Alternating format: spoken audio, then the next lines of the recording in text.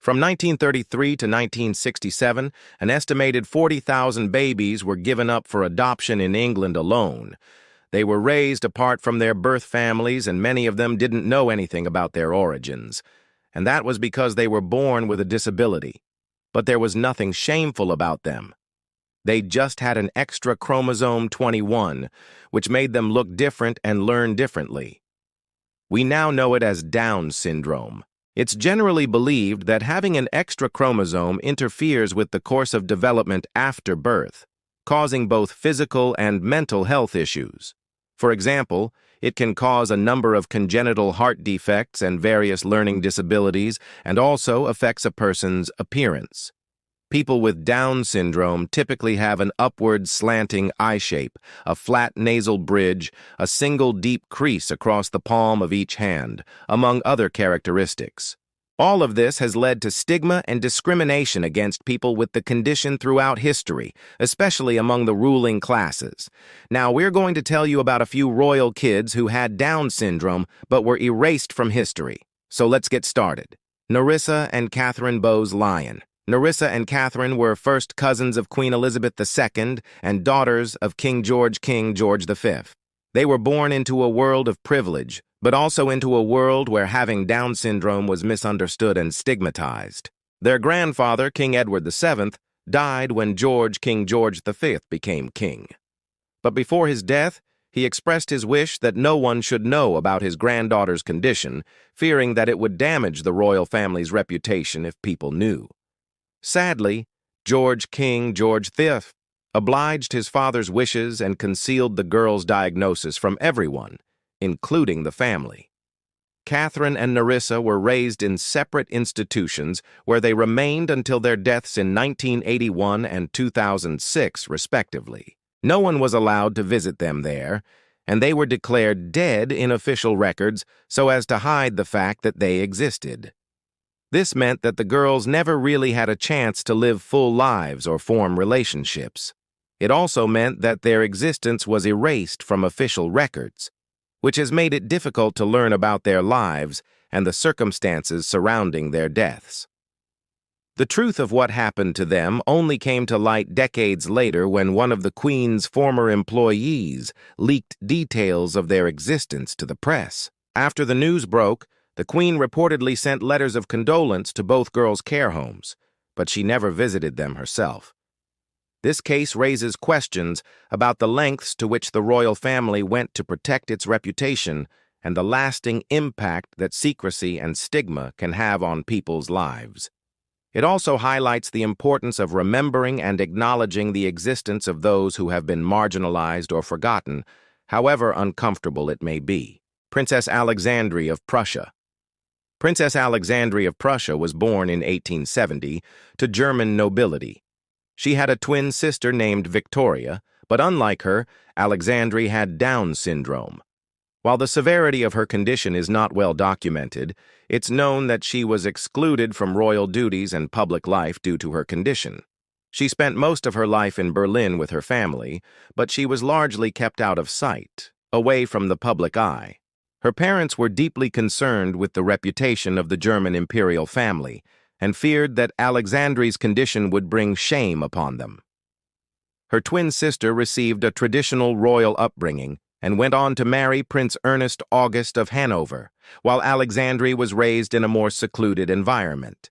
Unlike many other royals with Down syndrome, Alexandrine was not sent to an institution, but rather lived under the same roof as her family.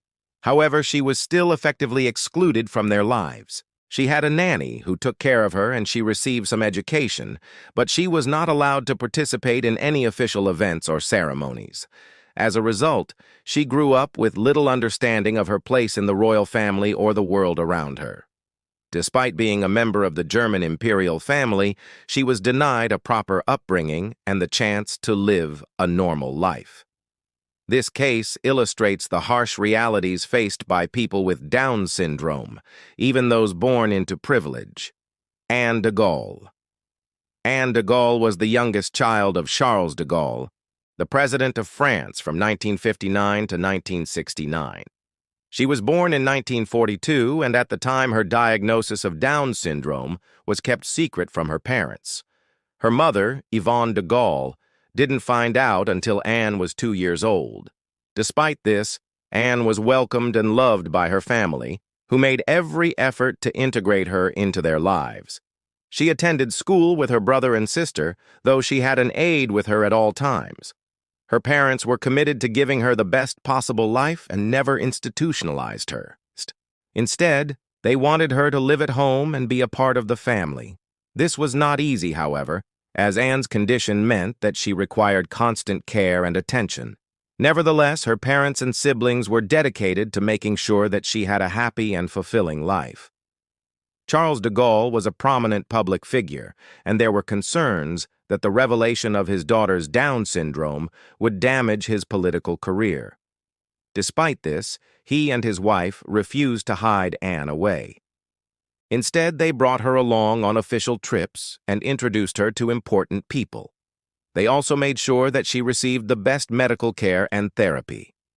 As Anne grew older, she became a familiar sight in Paris, as she would often accompany her mother on shopping trips. Although Anne was able to live a relatively normal life, she still faced challenges due to the stigma surrounding Down syndrome. She was often stared at, and people would make unkind remarks about her appearance or behavior. Despite this, Anne remained cheerful and optimistic. She enjoyed swimming, bowling, and playing with her dog. She also had a passion for flowers and gardening. When she was 36, Anne tragically passed away from leukemia. Her death was a great loss for her family and friends, but it also highlighted the challenges faced by people with Down syndrome. Even with the love and care of her family, Anne still faced discrimination and prejudice simply because of her condition. Medieval treatment. Until the 1950s, little was known about the cause of Down syndrome, and it was often seen as a curse or a punishment for something that one of the parents had done wrong. It was also common to believe that people with disabilities were possessed by demons or witches. This led to terrible treatment of children with Down syndrome, who were often abandoned, left to die, or killed. In medieval Europe, many people believed that disability was a sign of divine displeasure, and children with Down syndrome were seen as a burden on their families and communities.